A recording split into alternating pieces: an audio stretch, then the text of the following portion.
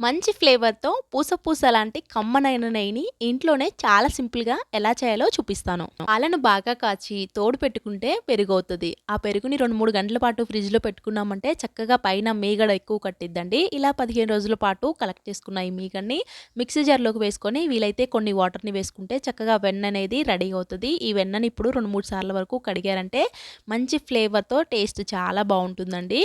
దీన్ని ఇప్పుడు ఒక 2, 3 సార్ల వరకు ఫ్రెష్ వాటర్‌ని వేసుకొని కడగాలి. కడిగే ముందు ఒక 5, 6 ఐస్ క్యూబ్స్‌ని వేసుకోండండి. ఇలా కడిగేటప్పుడు ఈ వెన్న అనేది సెపరేట్ అవ్వకుండా, విడిపోకుండా ఉంటుంది.